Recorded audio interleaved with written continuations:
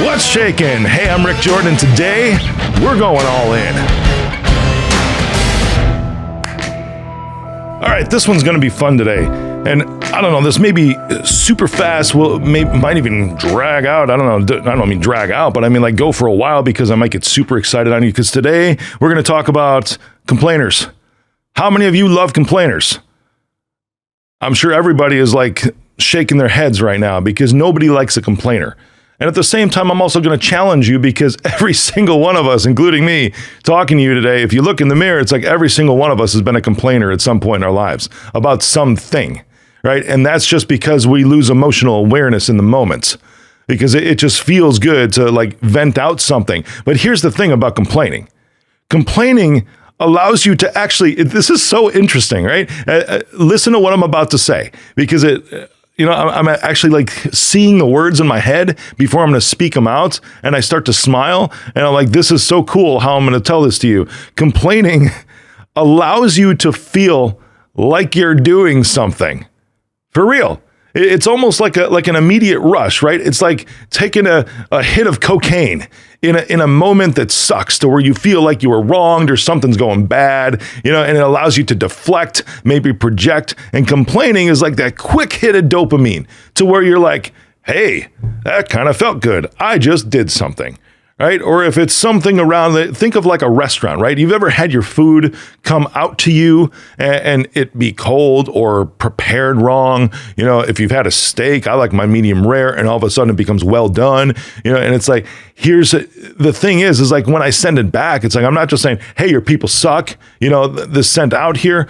I will always present a solution outside of that because that's actually doing something. Complaining actually does nothing. It does zero. It just allows you to give you that opportunity to feel better about yourself in the moments. Complaining is an ego trip for yourself. Pure and simple, right? So you feel like you're doing something, but you're actually doing nothing at all.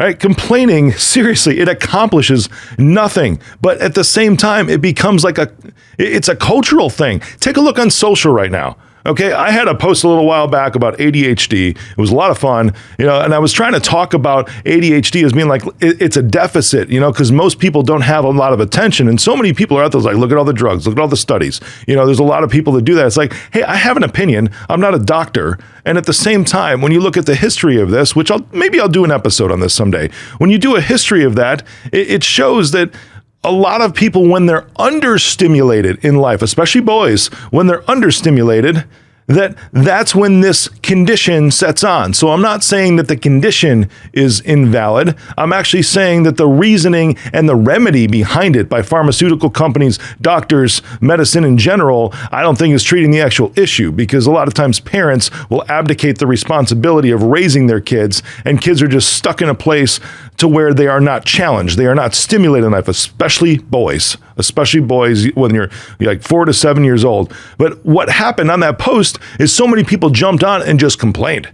That's it. Like you're all this saying, not many of those comments actually suggested a solution, right? It was just, you don't understand, who are you and all this other stuff. But this happens all over the place, especially on social media.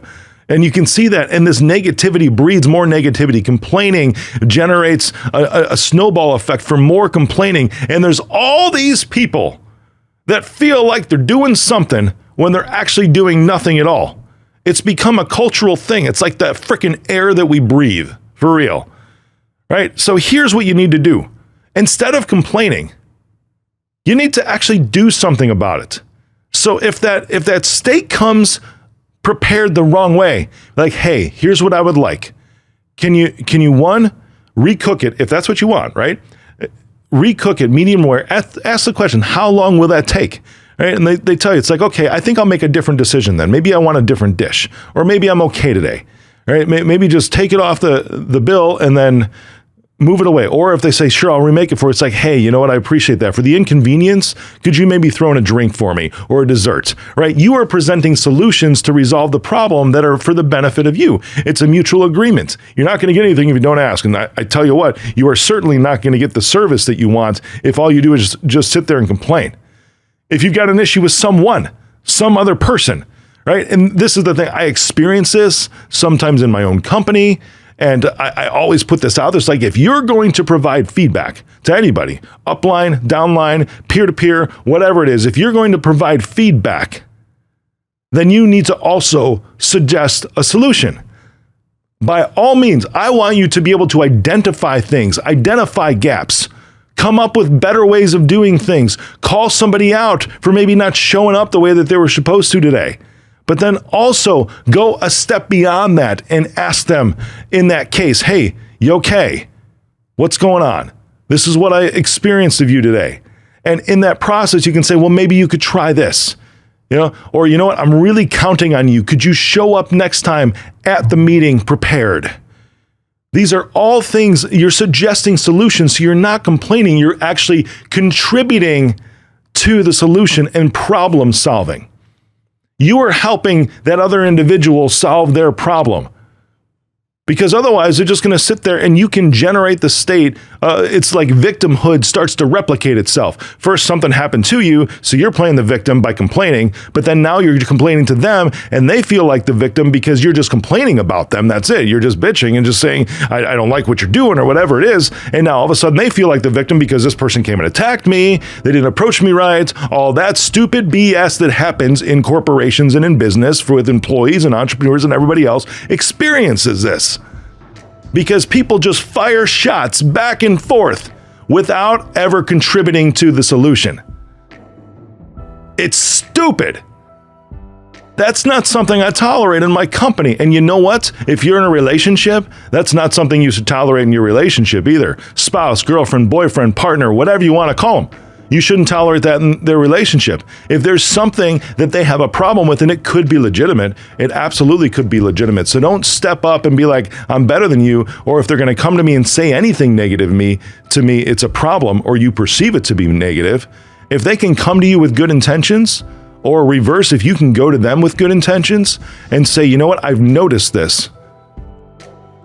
Maybe this you can do differently next time in this way. Or you can say, hey, I noticed this. What's going on and how can I help? Because you might not know how to contribute to the solution at that moment. That's okay. That's perfectly okay. But you are stating that you are willing to help. And right there is the starting point to try to collectively come up with a solution, a path forward, a way to repair, a way to get the project done, a way to treat a customer, a way to build a new system. These are all things that you can do, because complaining is something that is never going to get things accomplished. All it is an ego trip that makes you feel good in the moment. And I'm telling you, it's stupid. You look stupid, you sound stupid, and you probably feel stupid after that dopamine hit goes away. So from this point on, never complain again. Challenge yourself to never complain again and help contribute to the solution, not be part of the problem.